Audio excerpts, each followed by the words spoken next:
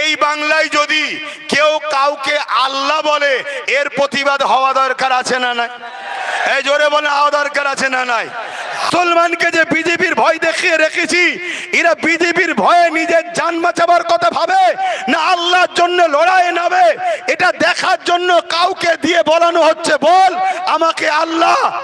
যে কোরআনের বিরোধী হয়, কোরআনকে মিটাতে চায়, তাকে ক্ষমতায় আনার যে মুসলমান চেষ্টা করবে, সেই মুসলমান কখনো মুসলমানের রক্তে হতে পারে না, সে কখনো ইমানদার হতে পারে না।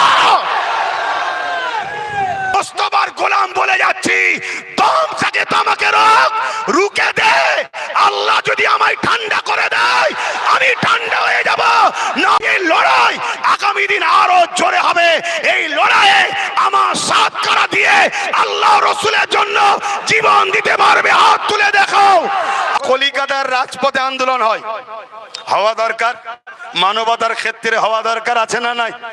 উত্তরপ্রদেশে আইলাম মুহাম্মদ সাল্লাল্লাহু আলাইহি ওয়াসাল্লামের বিরোধী হলে আন্দোলন হয়, আমরাও করছি, হওয়া দরকার আছে না নাই?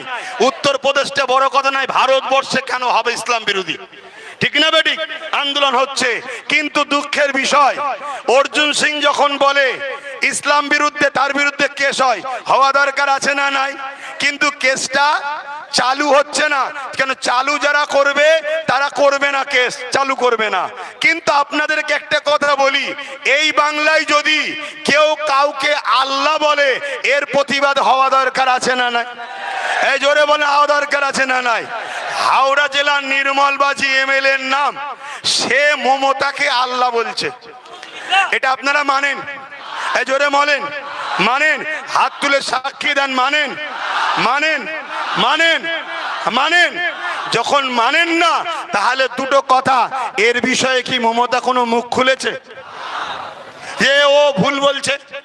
এই ইসলাম ধর্মের উপর আঘাত দিলি কেন নির্মলবাজি, এমন কোনো কথা বলেছে? কিন্তু এর বিরুদ্ধে উলামারা প্রতিবাদ করছে না কেন? এর বিরুদ্ধে কথা হচ্ছে না কেন? এর বিরুদ্ধে লড়াই হবে না কেন? আজকে বলুন, আমাকে কেউ যদি মুজাদ্দেদ বলে আর আমি যদি চুপ থাকি, তার মানে কি আমি ভেতরে ভেতরে চাইছি যে আমি মুজাদ্দেদ হই? এই কথা কি বলল?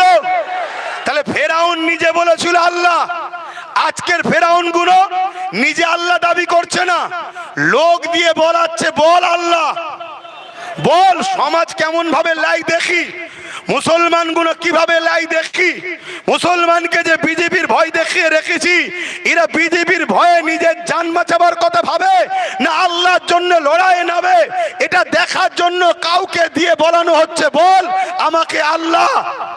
এখন বলুন, চুপ থাকা মানে ভেতরে ভেতরে মজা নিচ্ছে না লাইনে? একটু আওয়াজ দেবেন ভাই, কষ্ট দিচ্ছি আপনাদের, ভেতরে ভেতরে মজা নিচ্ছে না লাইনে?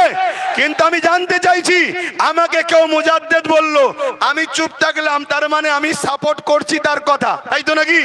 কিন্তু আমার যদি কেউ বিরোধী না করে এবং আমার পক্ষে যদি সে থাকে, তাহলে আমার বিষয়ে যে মুজাদ্দেদ বলেছে এটাকে সাপোর্ট করছে না করেনি? আমি বুঝাতে পারছি? বুঝাতে পারছি? ধরুন মৌলানা আব্দুর রশিদ সাহেব আমাকে বলেনি, বুঝাবার জন্য বলছি, আপনি দেখে যাবেন না তো? কেন, আপনারা সব দাদা হুজুরের ভক্ত তো।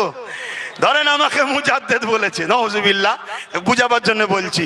আমি ধরুন চুপ করে রয়ে গেলাম, তার মানে ওর কথাটা আমার বেশ ভালোই লেগেছে। কিন্তু আপনারাও আমার সঙ্গে মিশছেন, প্রতি